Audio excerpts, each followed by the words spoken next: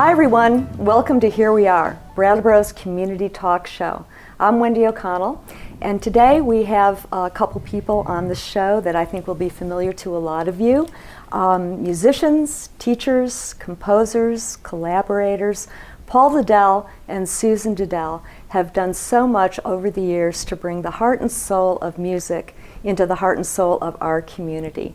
And they're going to be talking about many of their different endeavors and collaborations that they've been involved in over the years. So welcome, Paul and Susan, to Here We Are. It's Thanks, good Wendy. to see you both. We're nice glad to see you're you here. So when you were growing up, was music like a center of gravity for each of you? Was it sort of where you landed? Yeah. I guess I'd say that it's sometimes it's funny to look back on that and think about how little when you're young you kind of understand what you're doing. You're just kind of doing. Yeah, you're doing. You're just doing what you're doing. And I think people around you sometimes have a bigger plans for you than you do for yourself. Music was always very central, but I moved towards doing work in the theater early on as a way to kind of find a place for myself. Yeah. And did that carry through for you? Yes, theater? I mean I have my degree in lighting design and theater production. So I did that pretty seriously for quite a while. And when did you come to Brattleboro? Well, I started coming to this area when I was a child because we had family here. Oh. But I went to Wyndham College, so I came here in 1973, and then on and off, but then very much on. Yeah. And Susan, you came in the 80s, I think? 1982. 82. Yeah, so you've both been here. You've both been doing your time here in Brattleboro. Over the years, you've done a lot of collaborations with people, with Sandglass Theater and New England Youth Theater and various other combinations. Is that something that you found to enrich you as musicians individually, or is that something that came out of what you were already doing? Well, I think in my case, the collaborations with some of those places have kind of two areas of genesis. One would be where I might just be hired, especially early on, you know, when I was kind of doing my dues as doing a kind of a gig musician, getting hired to play piano for this or direct that. And then as I went on, it grew out of more the associations that I made with people and kind of the excitement of liking working with them or getting ideas together with them. So it kind of went in a different direction than how it started. Yeah, and I've always been involved with writing theater music, so working with Eric and Inez at Sandglass was a real kind of natural combination, and worked really well together. You're doing so many different things. You know, you're teaching, you're performing, you're conducting, you're composing, all of those things. And I wonder how the teaching piece fits in, because it's a different kind of relationship, you know, and it's something that you're dealing with a lot of kids. Right. Yeah. Right. Because I'm a program director of the middle school at Hilltop Montessori School and a humanities teacher. So those stories, I mean, so I teach a lot of history and realms of cultural studies. And that very much informs the composing as the composing informs my thinking about teaching. So. And then for a long time I did historic restoration work as well, which is another deep interest of mine. So all those pieces come together in the teaching. Right.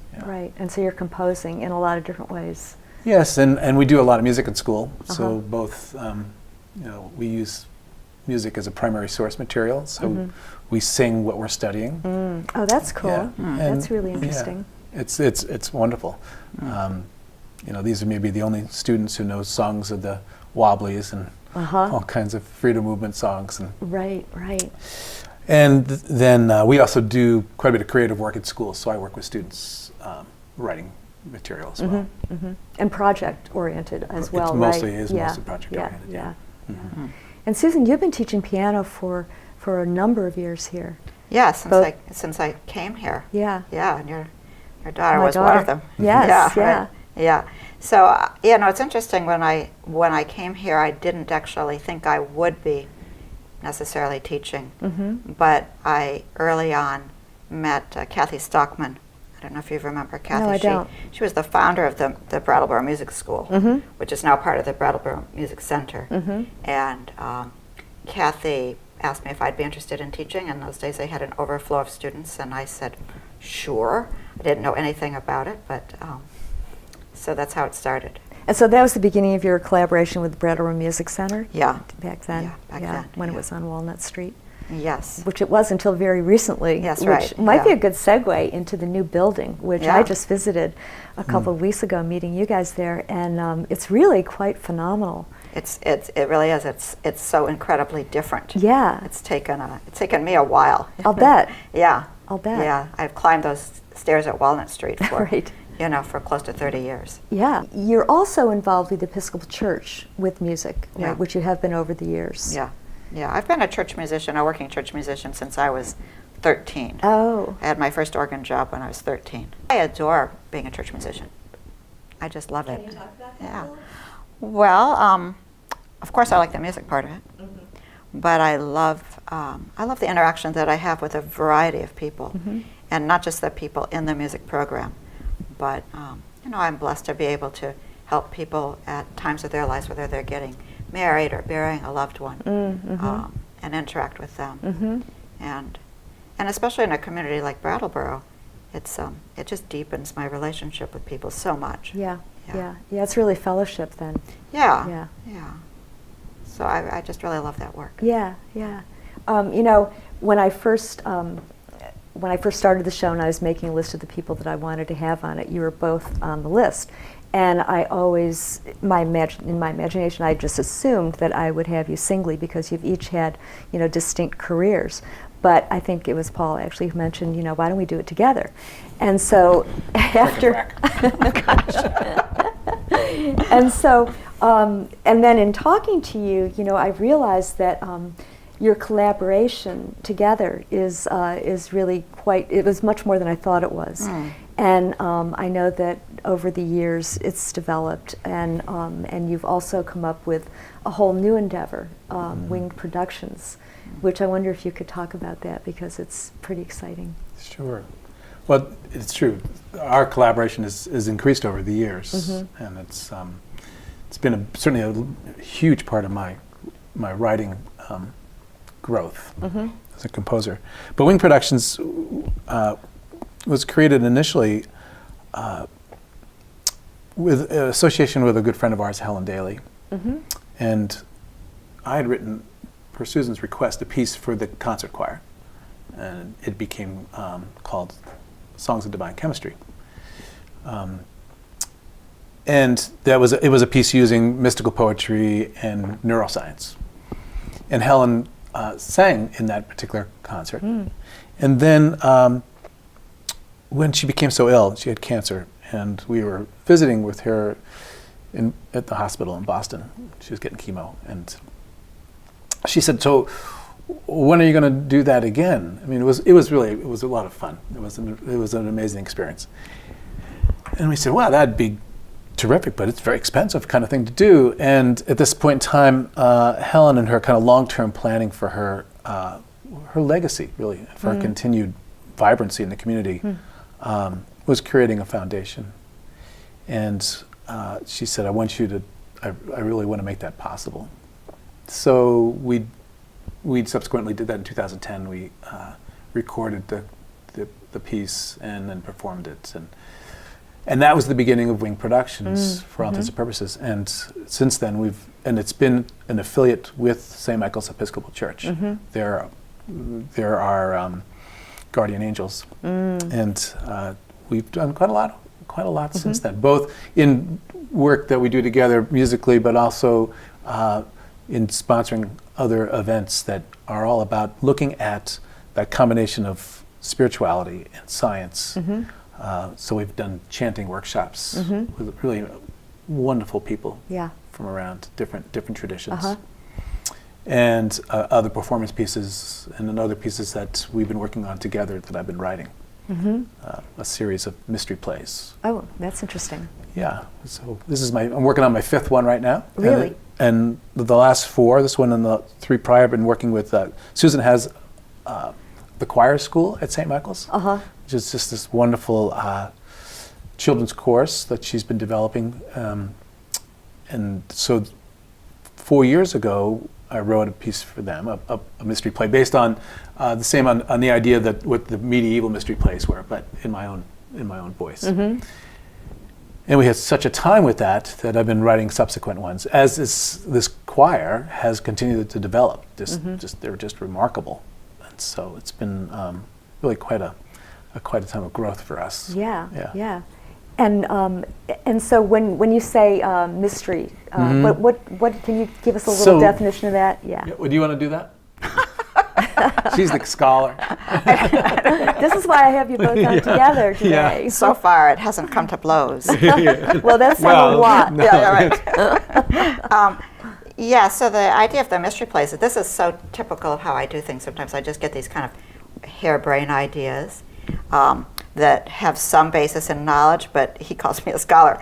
It's like some little teeny bit of something that's real, and then something else, I don't know. So several years ago, I thought, I'd like to do a mystery play. I remembered that from music history class. I didn't kind of remember too much about it, but it sounded good. And my friend Tony Barrand, I know that he knew something about them, so I wrote to him and I said, Tony, let's do a mystery play. And he said, great. And it turns out I had no idea what I was talking about, really. And so Tony kind of filled me in, and I said, oh, that's not really totally what I had in mind. The original mystery plays, would take place outside, many times on wagons. They'd take place over a period of days. They were very long. And they told different kind of stories that were somehow connected to the scripture, sometimes pretty loose connection. Sometimes kind of made up, and I thought the made up part sounded good. So I said to Paul, let's explore this. So the first mystery play was a show that we collaborated with the Company of Strangers, which is Finn Campman's puppetry and performing group. And Finn and his colleagues made these beautiful puppets, and Tony Barrand actually was part of it. Great. And Paul wrote these gorgeous instrumentals.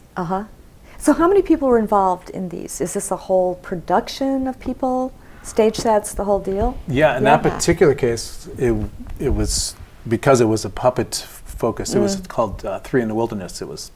The idea was based on the 3 temptations of Christ in the desert. Basically these exchanges with the devil. So, visually it was just striking. And so it required physical elements and lighting and so forth. And Stefan Amadon and Zara Bowden and my friend Kathy Andrew played violin. So that was a terrific show. I'd really like to. We're getting to the point where I feel like some of the stuff we've done, it's time to revisit them and rework them. And you started this, about 5 years ago? That was 5 years ago. And we've been doing one a year since then, So you've been trying to do one a year? Is that pretty much how it's worked? It's been busy. I sometimes say I'd like to make Brattleboro the mystery play capital of the United States. They do mystery plays in Europe. They do them in New York and England and Berlin and Paris. These were centers of the mystery plays in the days when they were big, Yeah. You could do this, right? You've got an open field here. Exactly. I think we could do it, and I'm kind of excited about this. For me, and probably for you, it combines our two. We both love theater almost as much as we love music. I mean, to us, there's not that much distinction in a way. Yeah, and the thing about mystery plays, of course, is in some ways defining that. So sometimes somebody says it's like an Agatha Christie thing you're writing or something, right? And so it's taking that tradition, which really was the foundation for all Western civilizations' drama, theater. Wow. That's right. I mean, we know that Shakespeare, as a youth, saw mystery plays and was very influenced by them. And when they were shut down, when they were made illegal by most of the governments because they were getting very subversive politically, they went underground for quite a while until they were really stamped out. In fact, yeah, there was also there's mystery plays, and lots of times those are based on some piece of scripture. As Susan said, it could be pretty loose. And then those moved into something called saints plays, or miracle plays, which they would because in those days, of course, the saints were really big business. Yeah. You know, they'd have bits and pieces of them in different cathedrals and so forth, and so they were huge, and there were saints plays everywhere. And then I believe it was Henry VIII said, "This is not working out so well." So they basically shut them down, and there's virtually no extant scripts of those. Yeah, they really? destroyed. They went around and destroyed as many scripts as they There could were find. thousands of them. Yeah. Well, because like I say, they were kind of becoming very subversive because they were talking about things like equality and justice and the rights of people to have a say in their lives, basically. It sounds like a gold mine to me. Yeah. You know, I mean, you're unearthing something that, you know, you can bring back into the present and modernize it or do whatever needs to be done with it, but also this whole legacy from the past and your history piece with the kids, right? Yeah. You know, No, I mean, it's very exciting. Yeah. It's been fascinating Yeah. to do this. I'll bet it work. has, and I bet how has that how's that been for you individually, working with the mystery plays? Individually or collaboratively? Well, individually in your own selves. So yeah, one at a time. One at a time. Well, usually I'll have an idea. Well, Susan will say, "Do you want to do another one? Would you do another one?" And I'll say, "Yeah." And they're very consuming because I write the book and the libretto, the lyrics, and the music. So it's a real commitment. Yeah, it's a project. Yeah. And then I'll say, "Geez, I've been thinking about wanting to do one about Jonah and the whale, and this new one I was thinking, wouldn't it be really interesting to explore Joan of Arc?" And so that's what this new one is in development right now. Oh, Yeah. interesting. That sounds great. And that's partially because we have an individual in the choir school is just perfect to explore that with us. So and it's very challenging to find the voice and to find the focus of what it is that how we want to go about doing that. We were joking. I was joking with the student who will be singing Joan, and we were talking about song titles that we could put in there, and we're thinking about like I'm crispy, or Oh, right. is there a fire in the air, or I'm sure you could go up a bit. But we're just not quite going there. Yeah. But finding those, and then finding what is that central story we want to tell, that's really important. Right. And essential. what's that? It sounds like you're dealing with core stories, that can illuminate in different kinds of ways. Yeah, and this one is maybe the one that has the most choices. The one we did last year was based on a 13th century French miracle play that was extant, called the Miracle of Theophily. And so I changed a lot, but it was able to use sort of the focus of that center of that script and adapt it. But this one is more open range. Yeah, it sounds really exciting. And Susan, so for you, how is it being involved in this? Fraught. well, yeah, because Paul, as he said, he develops the libretto, the script, and then comes the time when he shows that to me, and that's scary for him. And He's scary for him. And so, I mean, I think one of the most interesting things about working together is that we both have the same kind of values around certain ideas behind why we communicate, but we might approach certain things in different ways. So, and also we both have kind of a slightly different style of working style. So Paul kind of hunkers down and works by himself and gets everything done and brings it all out. And I'm kind of going, like, okay, what's going on? And so that's been, we've been together doing this now for many years, and so that's kind of a continuing dynamic of the relationship. Yeah, exactly. And that's what's so interesting about it, is like you're developing these creative things and bringing your own different expertises and talents to it, and then you're coming out with product. You know, you're coming out with a right, which really does manifestation. reflect so much of the finished product is always really truly is the product of a collaboration, because Susan sometimes with me gritting my teeth comes up with these wonderful ideas, but so it can be a challenge to work those together. Oh, I'll bet. And you're living together, and you're having breakfast together, and yeah. It takes, if it's working, man, it's a great thing. Yeah. It's really Yeah. great. Yeah, no, when it's fun, it's really fun. You talk about music, art, and science coming together in these productions. Can you say a little bit about that, about those different things, and this intersection of spirit and mind? Yeah, so the project that involved the Songs of Divine Chemistry involved a collaboration also with the Brattleboro Retreat. And we had a symposium there around the new data that was coming out around how the brain heals itself and can change, the malleability of the brain. And so that's something that we're both really interested in, and I have a background in science as well, so I just love thinking and talking that way. That is a little, as an aside, that is a little fun fact about Susan, is that she was a biochemistry major in school, right? I love that. Yes. I love it. So you're bringing that to it as well. Yeah. Yeah.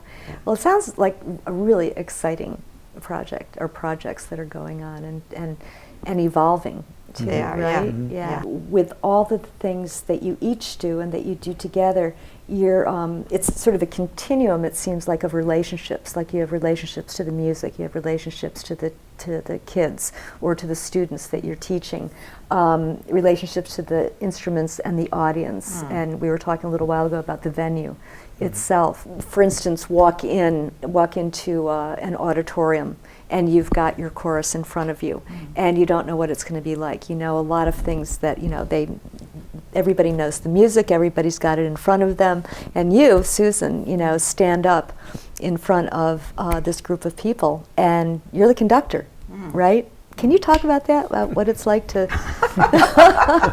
I mean, I know it's a broad question. Yeah. I think if I understand what you're asking, you're curious about the process of what happens when you move from rehearsal within the group to bringing it out and connecting with other people. That's such an important moment, and such an exciting moment, and one that that I always look forward to, because it's a new surprise every time. It's a new surprise.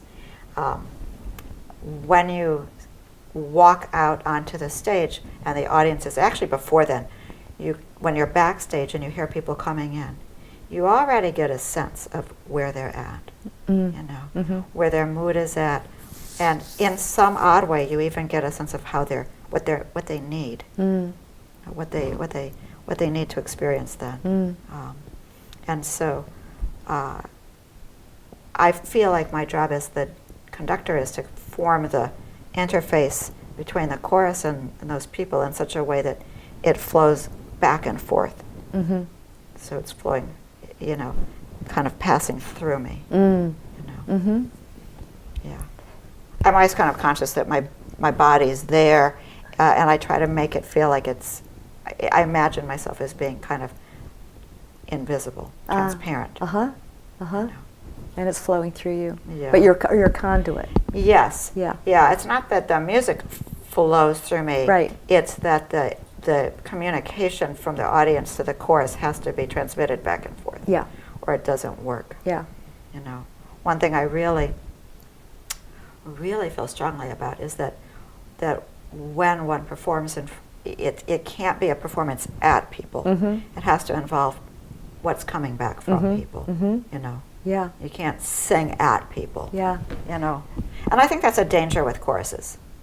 I think that's a danger, more than in the theater, because it's a danger in music in general, I think, that you've got to sing and you're doing it or you're singing it, and you can kind of feel like you're giving it to people, like, here's my... Right.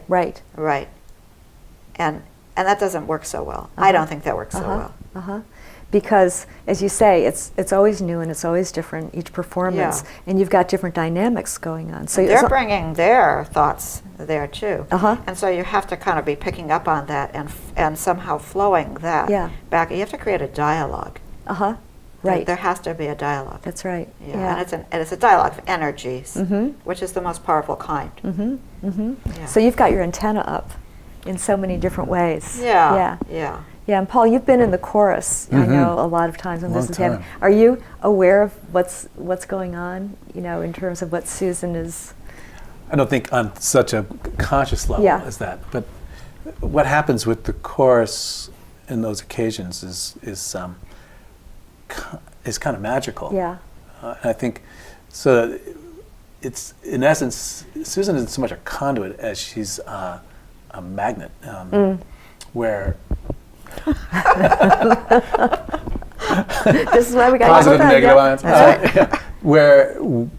Where there's a common understanding that emanates from her in a way that brings us all together into a communicative voice. Right. That we're not singing directly at something, but we're singing it on a much richer level or deeper place. It's kind of hard to articulate. Oh, yeah. Yeah, and I think it probably does feel different to them. And if I tried to tell them or ask them to do it, I don't think it would work. Right. I don't think it would work. And I think that's part of music in general. The older I get, the more I really appreciate music as a place where it's so nonverbal. It's so you're not using your mind. You are able to be transported, into a different kind of place. And I'll tell you a funny story about a student I had years ago, who I went through this phase with my piano students of having them like write a story if they were playing a certain kind of piece, like if it was a kind of a romantic piece, like from Chopin or something. So, okay, to try to kind of engage their ideas. This was years ago. Like rewrite a story, and this student resisted. This boy resisted, and he finally said to me, he called me Susie. He finally said to me, "Well, Susie, don't you know that's why there's music?" He's a professional musician now, so he got it. There you go. So he got it. He got it, and I learned from him. Yeah. And I think what you're talking about. Going back to the wing productions and the magic that occurs. Like you can never prepare, and you can prepare, but you can never prepare for what that's going to be. And there's something that happens. Whether it's you conducting a chorus or the Rolling Stones walking out on stage. There's a dynamic that occurs that is so palpable. With music. I think it's true of theater as well. What you're both saying about theater, and it's so interesting because. There's that, you've got the audience and you've got the performance, so you've got some kind of a divide between it, but those things coming together is so exciting, and it is palpable.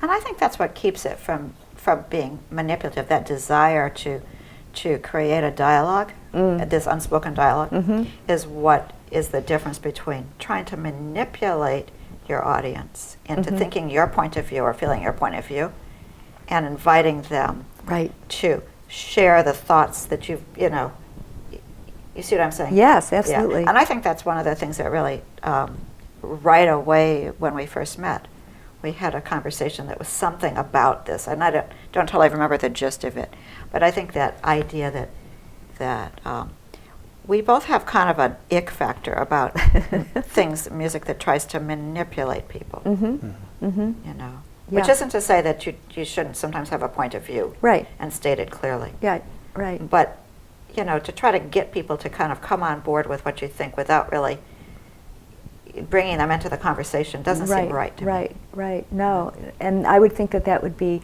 a real challenge at times.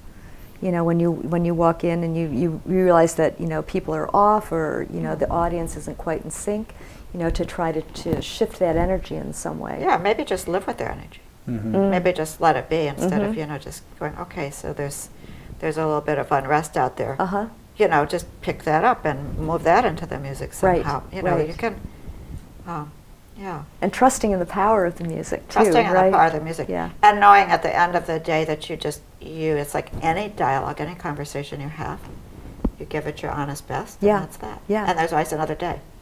It's a great attitude, and that happens with time, doesn't it? Yeah, it does. Yeah. It certainly does, yeah. Yeah, there are a lot of advantages to that. You've got a concert coming up. Yep. This is not your last concert. No. No. So we haven't quite mentioned that, but Susan is retiring this year from the Brattleboro Concert Choir, right after. That's right, after a few years. 29. Yeah, 29 years. And is that's part of the plan? Free yourself up a little bit to do It other is, things? to try to free up some time for other projects and other kind of creative things that have come knocking on my door. Oh, good. Yeah. That's good. And I think it's also just the right time for the organization as well. They're at a very, very high level. They're extremely well functioning in terms of their organization and their leadership. So I know that they'll go from strength to strength. You're in the middle of wing production. Right, we're just the next real serious place where actually rehearsals are going to begin in a few weeks, and it's still in process. So it's, in that. And so coming up January 20th and 21st, are those the correct dates for this new concert? For the concert For choir. the concert choir. The working title of the program is Having Seen the Moon, because there are haikus in one of the compositions, and that's one of the titles of one of the haikus. That's a great title. I like it. It's a really nice title. This is a Brattleboro Music Center Concert Choir. The next program after that Paul and I are doing together will be this mystery play. It's good that we've got something to look forward to, which is just very soon for your choir, and there's going to be a lot of hoopla, I imagine, about you retiring. And Well, I hope there's a good party. a good party is always good. Yeah, it's always good. That's what I want. So thank you so much for coming on today. Thanks for having us, Wendy. Yeah, we It's been really great. appreciate it. Yeah, it's great to see both of you. Yeah. Okay, thanks to all of you out there in TV land. Thank you for tuning in and being with us today. And keep tuned for this choir that's the concert that's coming up in January, and all the other endeavors of the Dedells, the Dedell endeavors that keep on happening. See you next time. Thank you so much.